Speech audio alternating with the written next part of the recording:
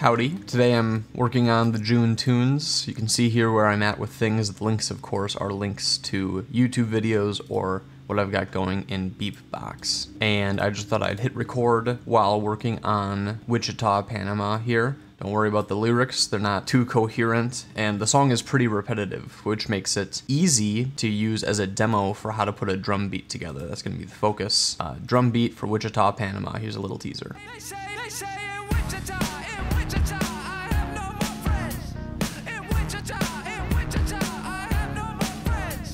I'll start by saying there's a low hit bass kick, then there's like a snare, and then there's also like a hi-hat thing. It's kind of just 3 voices, which makes it even easier for chip tunes. My options right now are just and you'll hear that those are kind of like real instruments. If I wanted to hit like a retro one, this would be a little... And it's all just kind of like crummy, scratchy sounds, but the low one sounds kind of like a drum.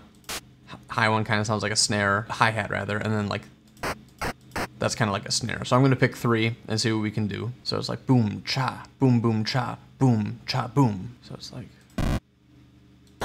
how's that sound? Okay, and the tempo is pretty high right now as well, so I'm gonna, okay, that was pretty close, I think.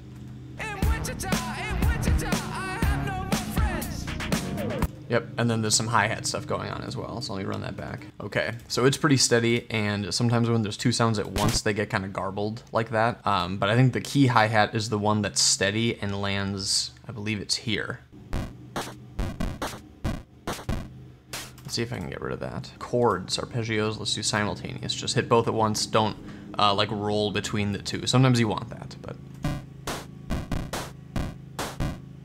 That's tough, yeah, no, this is good. This is a good challenge. I'm thinking I'll do 3 passes and try to listen to only one type of drum each time. So the low voice is boom, boom, boom, boom, boom, nothing. It's kind of absent at the end, and I think that gives the higher ones a chance to shine. Okay, so the snare happens 4 times, so it's still here at the end, which makes me wonder what the extra hi-hat I was hearing was. Because I think, yeah, the snare sounds like it's pretty steady. Yeah, there might be like a bonus.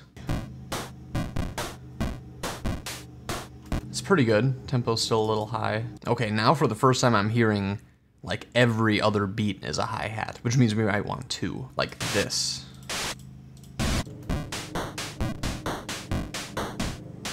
So clearly that's a little intense. One thing that can be done is you can bring the volume down. Oh, there we go, there we go. Now if I were to make every single one like this, a shot. These guys down here got lowered, which I didn't mean to do. Oh, they have to match. That's probably a rule. Okay, yeah, there's like a bonus shaker added on the second loop. That's what I'm hearing as like the little bonus beat here, so we can get rid of that. Look at this, look at all the options. What's that gonna do? Okay, that sounded like garbage. Retro, white. All right, we'll stick with white. Yeah, it's almost like these are always together. Oh, maybe it's like that. I like that, that's pretty good. Okay, maybe not white. Clang. Nope, who would want that? Buzz. Nope. Yeah, I do like the hollow. I think the hollow is a pretty good one. Take copy and then paste a drum beat 2 and then add this in here. Okay, that actually sounded pretty good. Not bad. I don't think I'm going to want to loop it as long as the actual song does, because these things tend to get old. But I think adding these in was a good idea. So I'm going to say 2 1s, 2 2s. Because at the end, there was like a little drum fill right before what I'm calling the good part. Here it comes.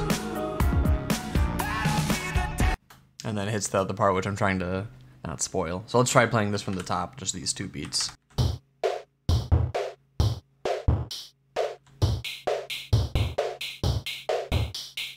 Yeah, maybe I'd even have the fill on this one here. I think some reverb would be nice. Reverb, awesome, yes. It's really high.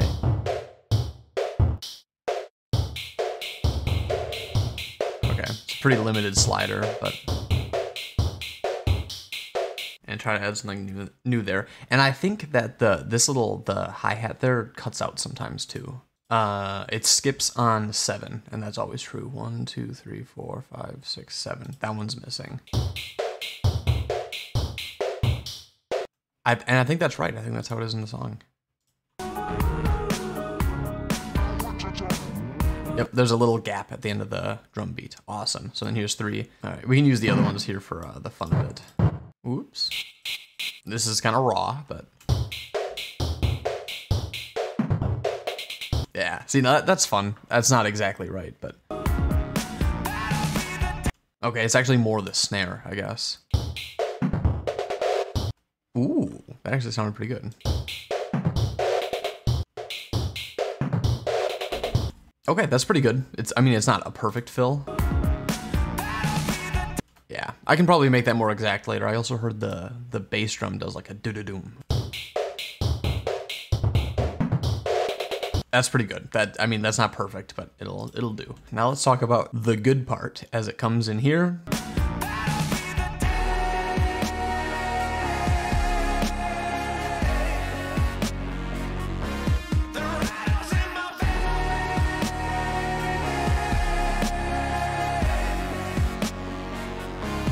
That good section right there, I think the drums are even simpler. Start blank on number 4. So it's boom, cha, wait, boom, boom, cha. Okay, that sounds kind of dramatic. Let's see.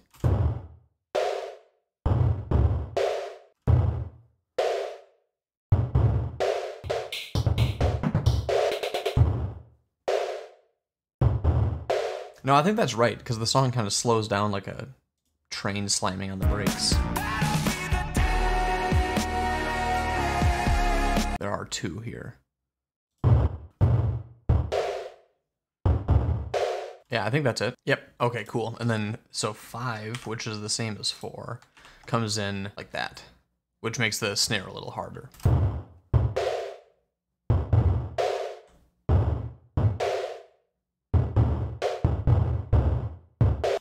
I think that's it.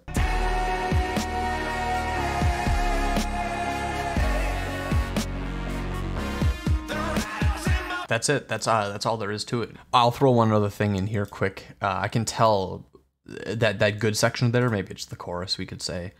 There's pretty obviously 3 voices. There's like a really low wave keeping the chord, and then there's his voice in the middle, and then there's like a bell tone chiming thing that I'll make in the high voice. And the fun thing is I'm not dealing with like a human voice. I'm dealing with, you know, sine waves. So we can make some really cool stuff in the voicing that I think will help make up for the drum being a little boring here. It's boring, but it's simple. I like simple. I like it when it's repetitive and simple, because that leaves a lot of room for experimentation in the other sections, which is what I did with the Taylor Swift song, making the things really floaty and like they're on a Game Boy or something. Another thing I'm noticing is that the second verse, if it wasn't identical to the first, all that was different was a couple other little drum flourishes, which would have been when 1 becomes 2, there was like a pagadoom chak something here, which we could easily do, because I mean, there's like unlimited channels here. You can have a couple 1s, couple 2s, and then, oh, actually I wanted something different here. Well, you can make it a 6th. And then finally, so now we've verse, chorus, and by the way, I think the choruses were absolutely identical, except of course for these little transition periods, because this one here, it would like completely cut out. I don't know what to call this part, but it's like the C part. There's a 3rd thing here.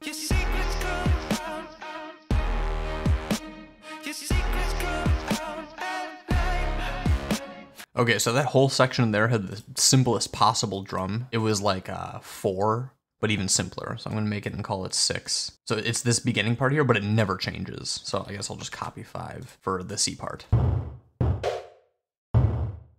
So I'll say just one more time, like if you wanted to take a song and practice what I'm doing right now, I would highly suggest this, because the drum beat's really easy to do.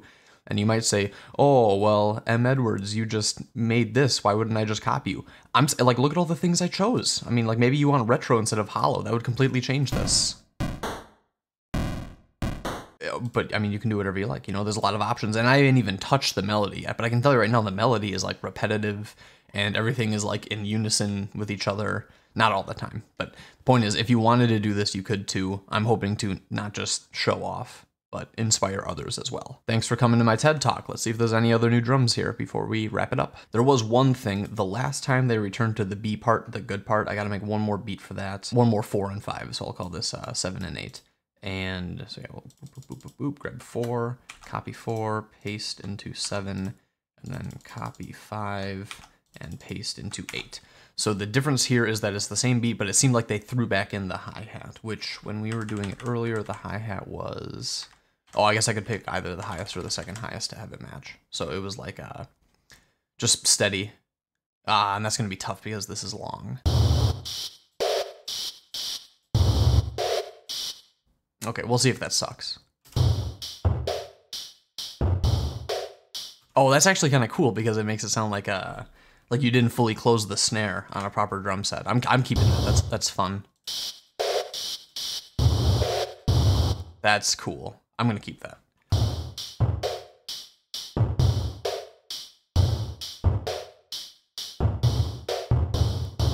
Okay, that is perfect. See, now that's because like the limitation of having these have to be the same length added to making it cooler. It's cool. It sounds good. I know it when I hear it. Here it is.